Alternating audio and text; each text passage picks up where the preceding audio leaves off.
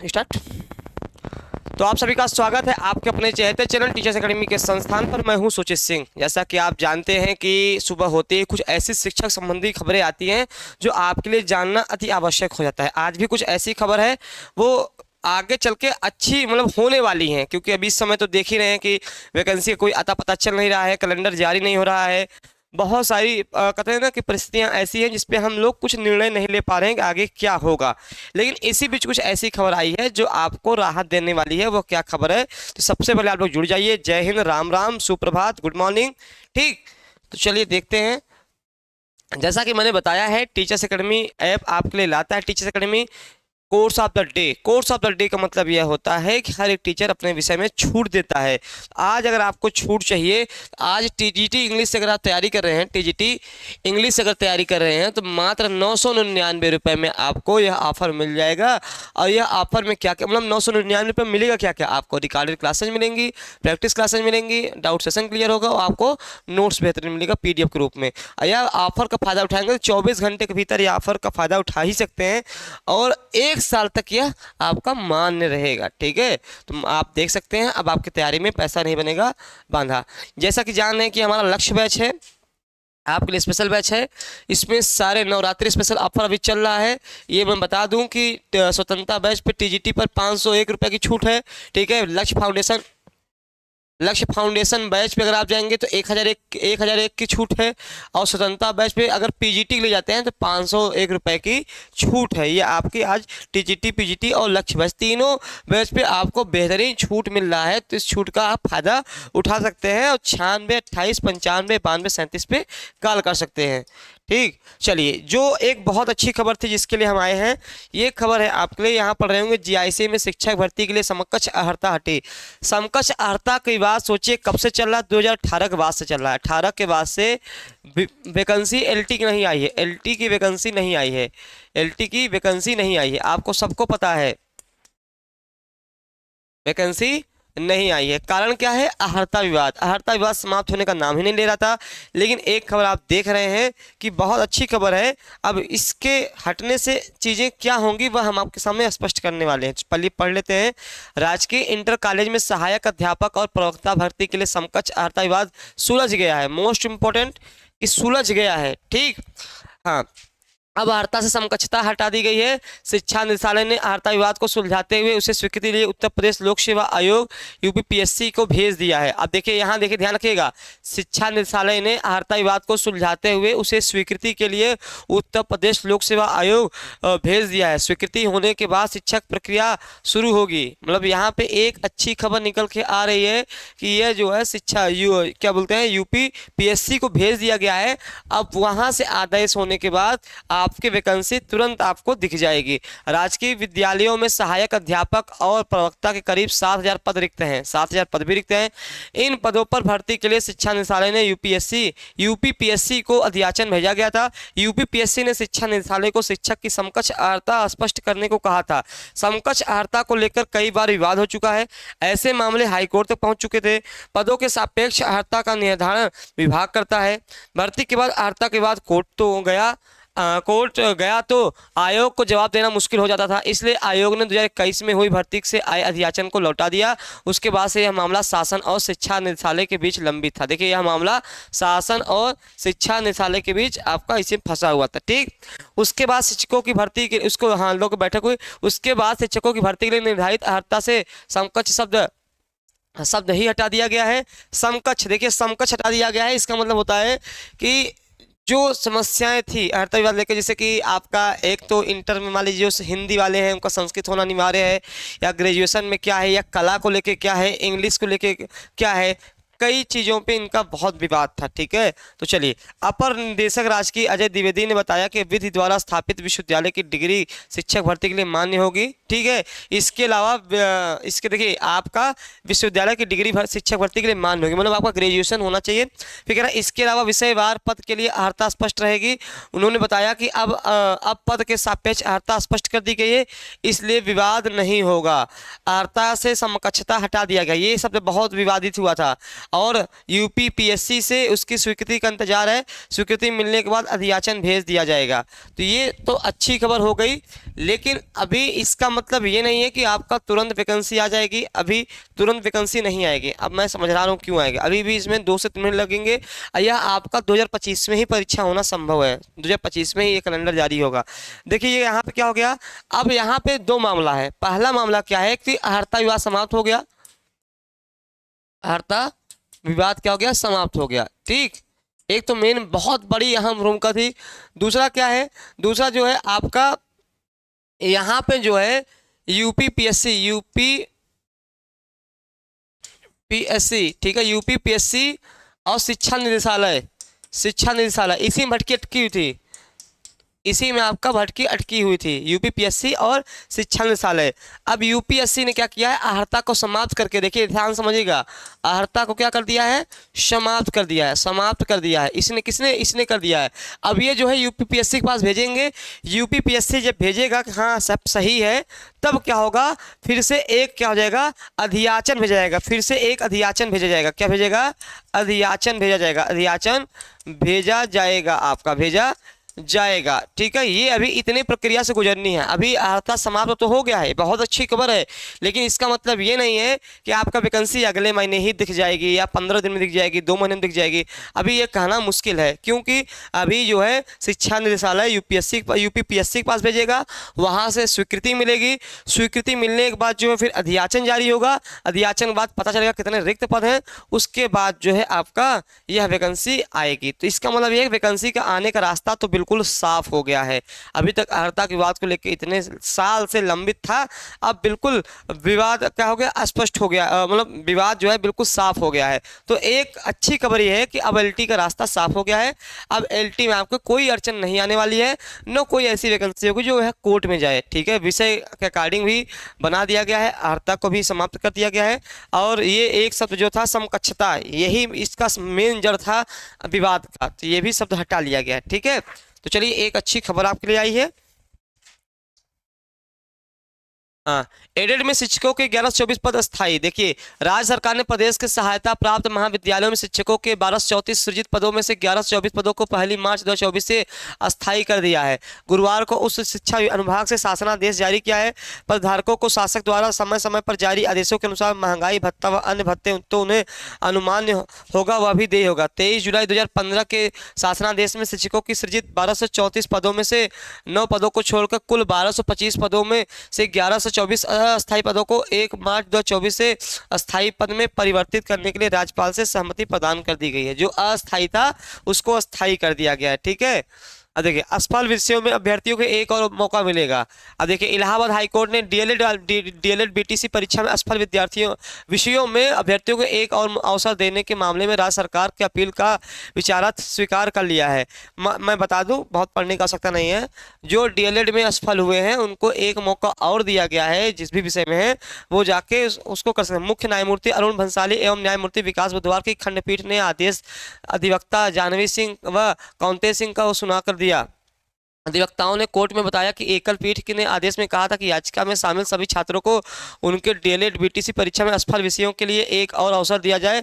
इसके बाद भी राज्य सरकार ने केवल एकल पीठ के आदेश का पालन नहीं किया, अब तक परीक्षा कराने की कोई पहल नहीं की है। तो हाईकोर्ट को आना पड़ा है, राज्य सरकार को निर्देश दिया कि भैया उनको एक मौका और दिया जाए। ठीक है, क्योंकि राज्य सरकार इस पर कोई सुध नहीं ले रही थी।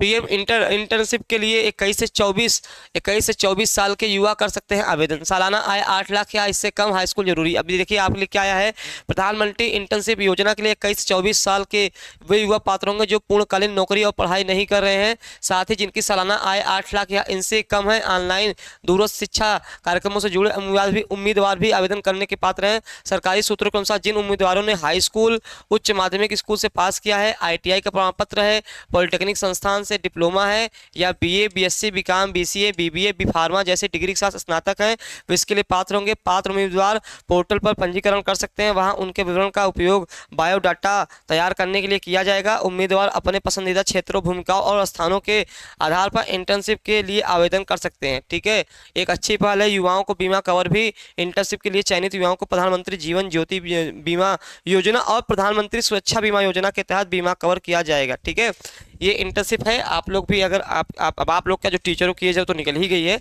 जो आपके घर में होंगे मैं उनकी बात कर रहा हूँ, हमारी आपकी तो एज निकल ही गई है। ये सबसे इंपॉर्टेंट प्रश्न देखिए, ये इंपॉर्टेंट है, इससे थोड़ा सा आपको क्लियर कर दूं कि परीक्षा नियंत्रक की ज्वाइनिंग के बाद ही लंबित परीक्षाओं पर होगा निर्णय। ठीक है, जैसे आपको पता है कि 14 ये यूपी टीजीटी पीजीटी का मामला है, आप अपने प्रश्न भी रख सकते हैं हमारे सामने। ये मामला है कि परीक्षा नियंत्रक की ज्वाइनिंग के बाद लंबित परीक्षाओं पर होगा निर्णय। अब देखिए क्या है, 14 लाख से अधिक अभ्यर्थियों को असिस्टेंट प्रोफेसर और टीजीटी पीजीटी भर्ती का परीक्षा का इंतजार। जैसा कि जान रहे हैं कि टीजीटी पीजीटी को लेकर इस तरह असमंजस बना हुआ है, हम लोग ये कह रहे हैं लास्ट दिसंबर या शुरुआत जनवरी में पेपर होने के चांस हैं, लेकिन अभी तक परीक्षा नियंत्रक ने कार्यभार ही नहीं संभाला हुआ है। अभी ना उनके कार्यभार संभाले कोई आगे की रणनीति बन ही नहीं पा रही है। अब देखिए पढ़ लेते हैं, फिर मैं इसकी व्याख्या करता हूँ। उत्तर प्रदेश शिक्षा सेवा चयन आयोग में परीक्षा नियंत्रक की नियुक्ति तो हो गई है, लेकिन उन्होंने अब तक ज्वाइनिंग नहीं किया है। आयोग की भर्ती परीक्षाओं के कैलेंडर से लेकर लंबित परीक्षाओं के आयोजन को लेकर होने वाले निर्णयों में परीक्षा नियंत्रक की भूमिका सबसे महत्वपूर्ण होगी। परीक्षा नियंत्रक के इंतजार में कई महत्वपूर्ण नियम अटके हैं, देख रहे हैं। परीक्षा नियंत्रक की नियुक्ति 23 सितंबर 2024 को जारी किया गया था। तो साथियों 23 सितंबर को जारी किया गया था, आज कितने तारीख हो गई, आज 4 तारीख हो गई, 7 4 11 दिन हो गया है, लेकिन परीक्षा नियंत्रक अभी जो है होश में ही नहीं आ पाए हैं कि हम जो है कार्यभार ग्रहण कर लें। ठीक है, सोचिए 23 तारीख से था इनका। हाँ, शासन ने उत्तर प्रदेश राजेश टंडन मुक्त विश्वविद्यालय के परीक्षा नियंत्रक देवेंद्र प्रताप सिंह को शिक्षा सेवा चयन आयोग का परीक्षा नियंत्रक नियुक्त किया है। उन्होंने 3 वर्ष के लिए प्रतिनियुक्ति पर भेजा गया है। इसके लिए मुक्त विश्वविद्यालय की ओर से अनापत्ति भी प्रदान की जा चुकी है।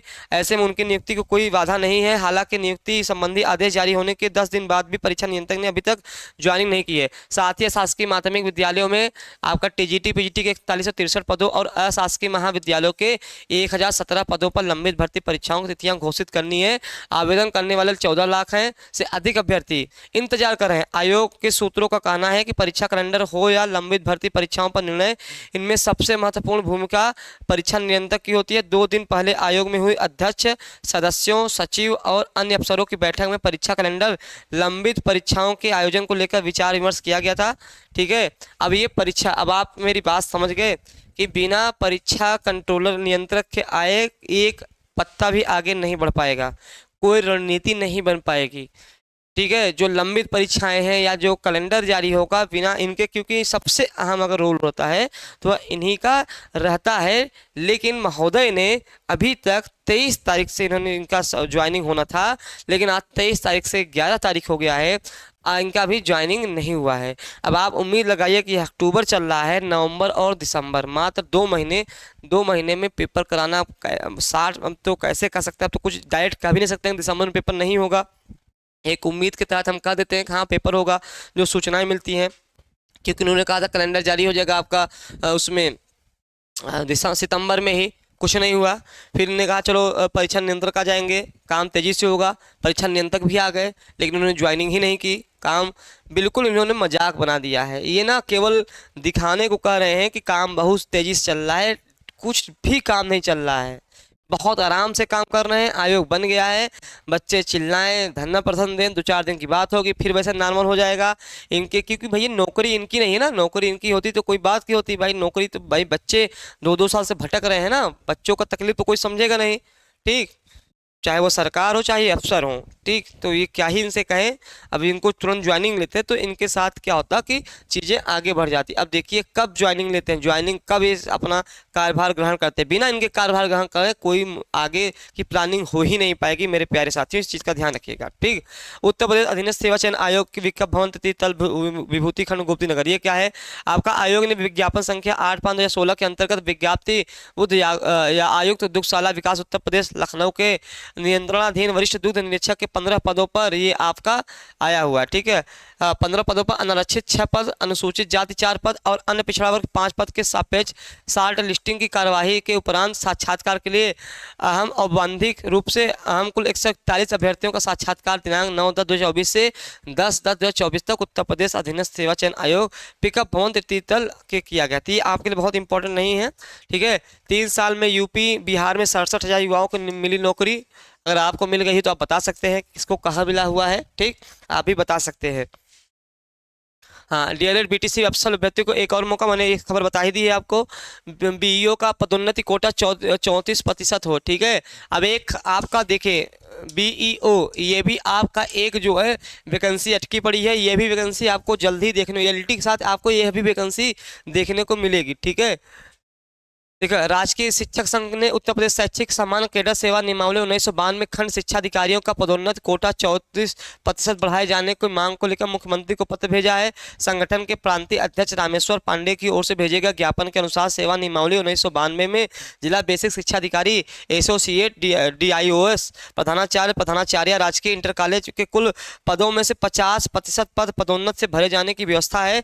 पदोन्नत के पदों में राजकीय हाई स्कूल के प्रधानाचार्य शाखा समकक्ष स्तर के अधिकारियों को 61%, राजकीय हाई स्कूल की प्रधानाध्यापिकाओं महिला शाखा समकक्ष स्तर के अधिकारियों का कोटा 22% एवं उप विद्यालय निरीक्षक अधिकारियों का कोटा 17% निर्धारित है। तीनों वर्गों का सम्मान ग्रेड 5400 रुपया अधीनस्थ राजपत्रित स्तर था। वर्तमान में माध्यमिक शिक्षा विभाग खंड शिक्षा अधिकारियों के पक्ष में पदोन्नत कोटा बढ़ाकर 34% किए जाने का आपको प्रस्ताव शासन स्तर पर लंबित है।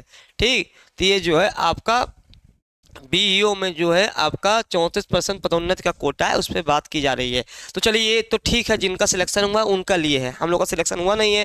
हम लोग लिए जानना जरूरी है कि BEO का भी एक बहुत इसका भी आपका फॉर्म जल्दी ही देखने को मिलेगा, क्योंकि आपको LT का ये सब सीधे एक चीज़, LT का और ये BEO का आपको मिलेगा देखने को, लेकिन अभी नहीं, अक्टूबर लास्ट, नवंबर दिसंबर में, संभवतः दिसंबर तक आपको उम्मीद है यह मिलने का। ठीक, चलिए, तो ये आपका एकलव्य बैच है। यह एकलव्य बैच ऐसा है, अगर आप मान लीजिए कोई कोर्स नहीं लेना चाह रहे हैं, केवल आप प्रैक्टिस करना चाह रहे हैं, तो आपके लिए एकलव्य बैच जो लाया हुआ है, यह निःशुल्क बैच है।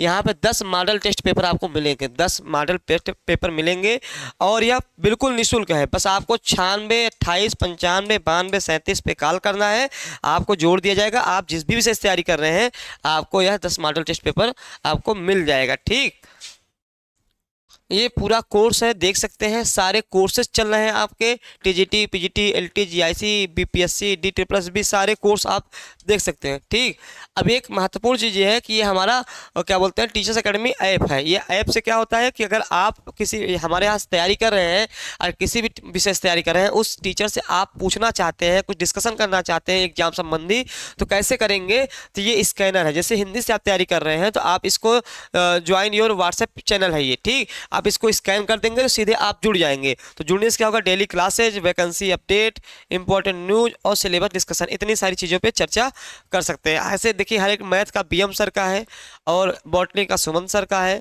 फिजिकल एजुकेशन का रोहित सर का है, और फिजिक्स का मुस्तफ़ा सर का है, और आर्ट का पाठक सर का है, इंग्लिश का BK सर का है, हिस्ट्री का पाठक सर का है, और कॉमर्स का अमिताभ सर का है, पॉलिटिकल साइंस का सत्या सर का है, केमिस्ट्री का महेश सर का है, जूलॉजी का सिन्हा सर का है।